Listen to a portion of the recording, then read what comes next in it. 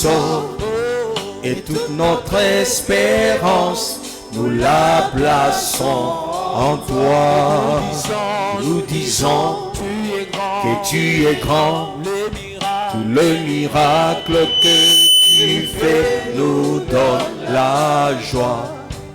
Quand tu nous sauves et toute notre espérance, nous la plaçons en toi. Père, nous déclarons, Père, nous déclarons que nous t'aimons. Nous avons un amour infini pour toi. Père, nous déclarons, Père, nous déclarons que nous t'aimons. Nous avons un amour infini pour toi. Père, nous déclarons, Père, nous déclarons que nous t'aimons.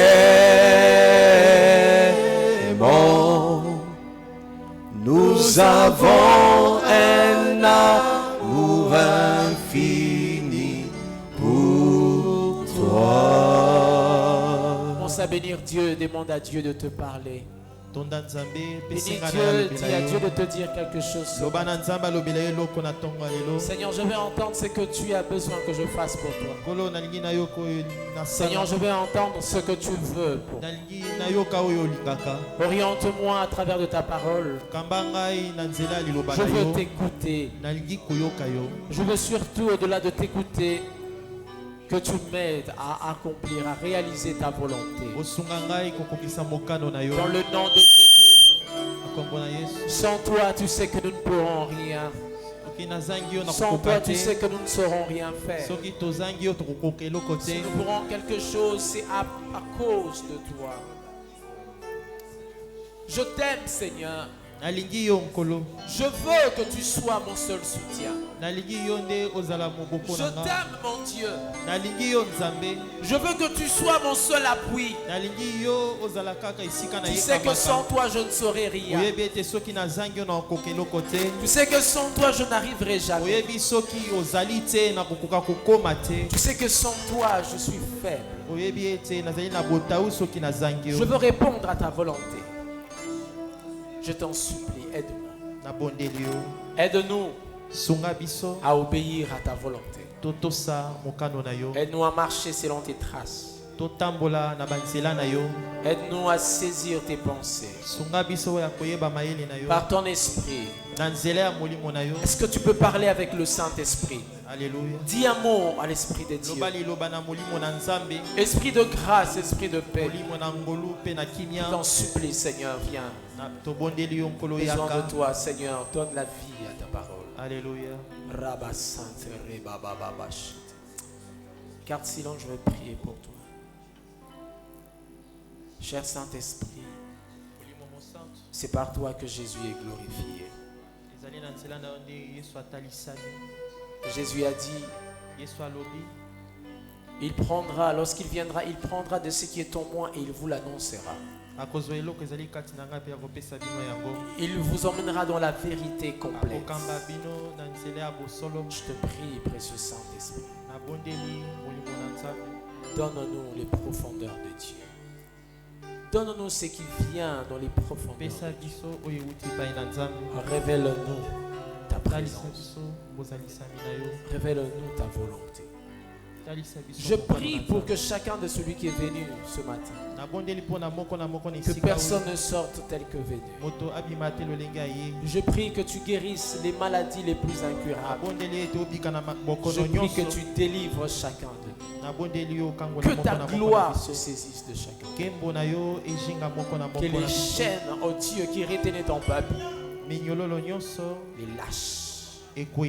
Au nom de Jésus. Au nom de Jésus.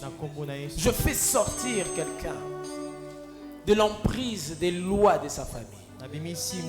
Je prie au nom de Jésus qu'il soit délivré de la lumière de ta présence. Au nom de Jésus.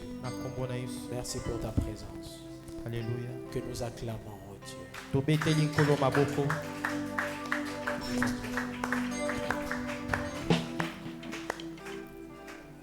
Amen. Amen. Amen. Qui est dans la joie d'être là. Que Dieu te bénisse. Je disais que Dieu te bénisse. Et que Dieu bénisse celui qui devait venir mais qui n'a pas pu être là. Alléluia. Amen. Nous bénissons le Seigneur pour cette occasion offerte à notre personne que Dieu nous a donné à travers ses serviteurs pour partager la parole de Dieu. Alors je prie que cette parole soit une sémence qui entre en toi et qui produise un miracle. Si tu le crois avec moi, tu dis Amen. Exode chapitre 12. Je veux lire à partir du verset. Je prendrai simplement le verset 11.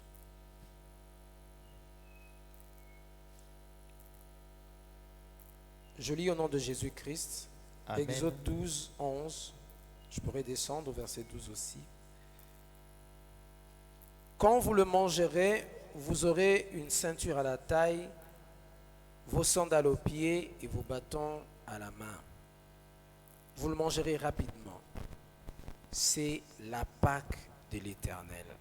Est-ce que quelqu'un peut dire c'est la Pâque de l'Éternel? C'est la Pâque de l'Éternel. Encore une fois, c'est la Pâque de l'Éternel. C'est la Pâque de l'Éternel. 12. Cette nuit-là, je parcourrai l'Égypte et je tuerai tous les premiers-nés du pays, hommes ou animaux. Je mettrai ainsi à exécution mes jugements contre tous les dieux de l'Égypte. Je suis l'Éternel. Amen. Amen. Seigneur, bénis ta parole et sanctifie-la dans nos bouches. Je prie, ô Dieu, que cette parole soit de vie et d'esprit pour un miracle et pour ta gloire, au nom de Jésus. Amen. Amen.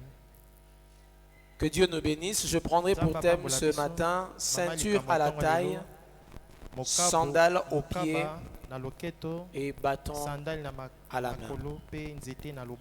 Je reprends ceinture à la taille, sandales aux pieds, bâton à la main.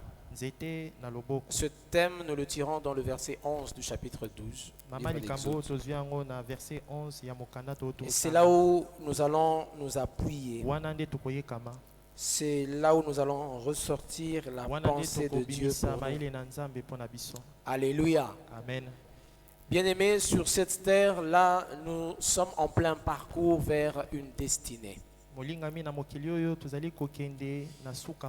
Depuis que nous avons cru au Seigneur Jésus-Christ, nous avons commencé un parcours vers une destinée. Ou encore, nous avons commencé une destinée. Alléluia. Amen. Alléluia. Amen. Depuis que tu as pris la décision de croire au Seigneur Jésus-Christ dans ta vie, tu as en fait commencé ta destinée prophétique. Et le passage que nous venons de lire, c'est au fait l'histoire d'une destinée d'un peuple élu de Dieu. Mais c'était un peuple qui était d'abord esclave en Égypte. Pendant 430 ans, et voilà que Dieu va décider de le libérer. Vous connaissez l'histoire, après plusieurs plaies, à la 10e plaie, voilà que Dieu va se proposer un plan pour le parcours de son peuple vers la destinée. Et donc nous pouvons comprendre ensemble que la 10e plaie n'était pas simplement un fouet, mais c'était aussi un plan de Dieu pour le début d'un parcours.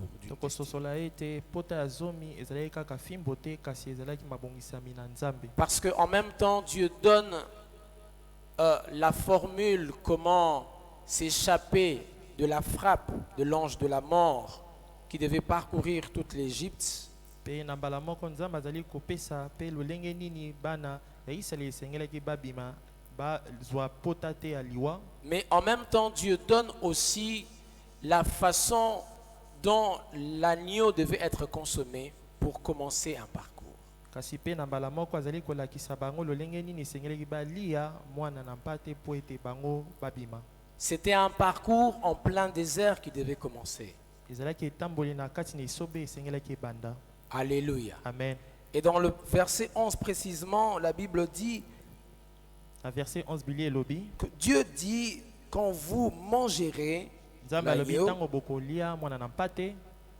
vous n'allez pas le manger n'importe comment. Alléluia. Amen. Vous allez le manger en ayant la ceinture autour de la taille, en ayant les sandales aux pieds, mais aussi avec le bâton à la main. C'était l'image prophétique de ce que Dieu voulait que ses enfants aient comme attitude ou façon de marcher pendant leur parcours sur la terre vers leur destinée.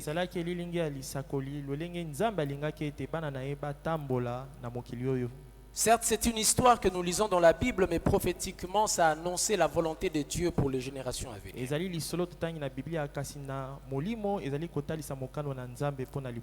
Alléluia. Amen. La délivrance des enfants d'Israël prophétiquement nous enseigne le résultat même de l'œuvre de la croix.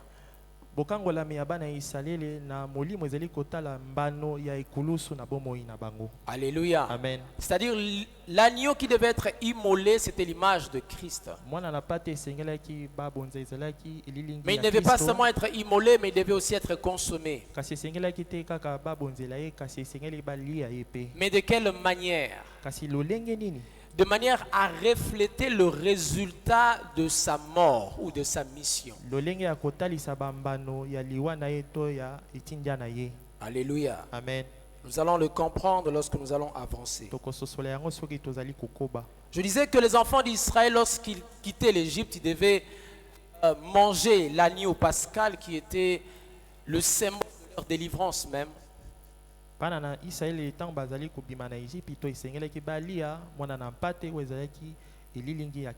devaient le manger en ayant la ceinture autour de la taille. Le sandal aux pieds et le bâton à la main. Est-ce qu'on peut dire ensemble ceinture au rein? Ceinture au rein. Est-ce qu'on peut le dire bien? Ceinture au rein. Ceinture au rein. Sandales aux pieds. Sandales aux pieds. Bâton à la main. Bâton à la main. Alléluia. Amen. C'est ce que Dieu veut que nous puissions être. Que nous puissions avoir. En fait, la ceinture au rein, c'est ce que l'apôtre Paul est en train d'expliquer dans Éphésiens chapitre 6 au verset 14.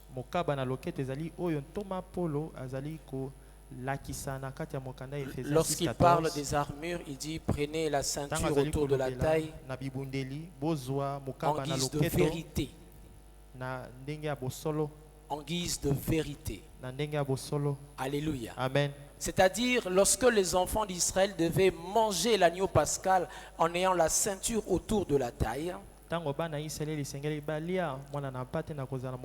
prophétiquement, Dieu voulait leur communiquer un message. Il voulait leur dire que le résultat de l'œuvre de la croix ou de la mort de l'agneau devait être le reflet de la vérité en vous.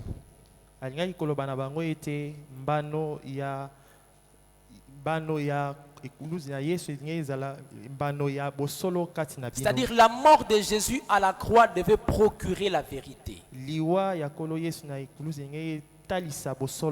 Par la mort de Jésus à la croix, comme résultat, nous devons avoir la vérité.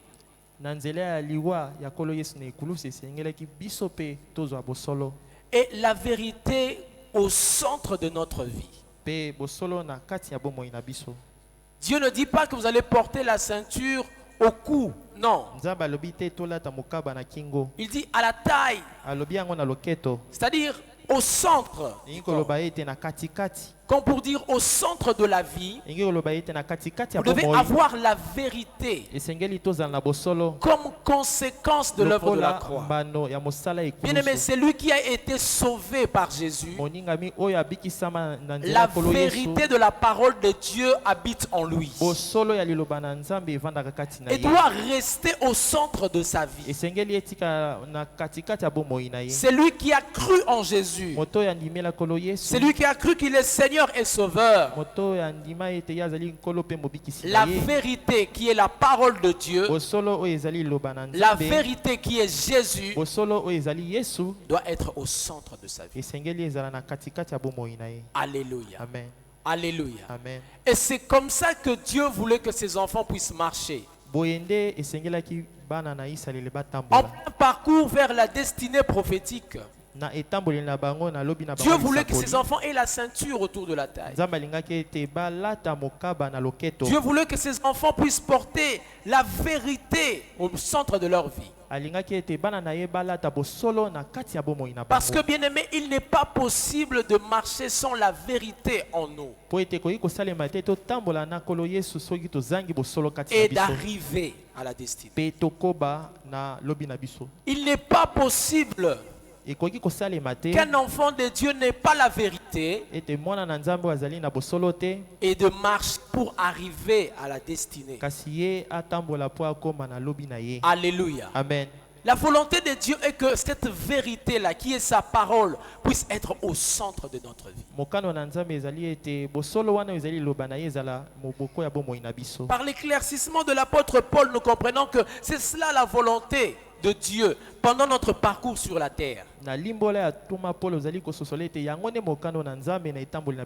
alors que nous sommes en train de marcher vers notre destinée éternelle qui est le ciel, nous devons nous dire que sans la vérité, il sera impossible de marcher pour arriver à la destinée. Nous devons faire de la vérité, de la parole de Dieu, notre ami de tous les jours. Parce que sans elle, nous ne saurons pas bien marcher. Dans Psaume 119, verset 105, le psalmiste dit que ta parole est une lampe à mes pieds. Psaume 119, verset 105, une lumière sur mon sentier. C'est-à-dire sans la vérité, sans la parole de Dieu, tu peux tout faire. Tu ne pourras pas marcher pour arriver dans ta destinée. Alléluia. Amen. Tu peux rêver le ciel comme tu veux. Tu peux rêver le ciel comme tu peux le rêver. Tu peux prier pour que tu entres au ciel. Tu peux jeûner pour arriver un jour au ciel. Mais bien aimé, si la parole de Dieu n'est pas au centre de ta vie, si la vérité n'est pas autour de ta taille, tu ne pourras jamais arriver dans ta destinée éternelle. Alléluia. Amen. Est-ce que quelqu'un est d'accord avec moi? Amen. Alléluia. Amen. On peut prier pour toi. On peut jeûner pour toi. Mais si la parole de Dieu, si c'est que Dieu dit, ne se trouve pas dans ton cœur, ne trouve pas au milieu de ta vie, ne constitue pas le fondement de tes caractères, bien aimé, tu ne pourras pas arriver. Tu seras comme quelqu'un qui marche mais sans boussole, sans repère, et tu seras perdu dans ce grand désert. Alléluia. Amen. Ma prière pour toi cet après-midi et que Dieu puisse te donner sa parole. Que Dieu te fasse le don de sa parole. Que tu aimes sa parole. Et que sa parole habite en toi. Que tu l'appliques. Que tu la médites jour et nuit afin que tu réussisses. afin que tu triomphes. Oh bien-aimé, tu peux être faible dans d'autres domaines, mais si tu as la parole de Dieu au centre de ta vie, tu es fort.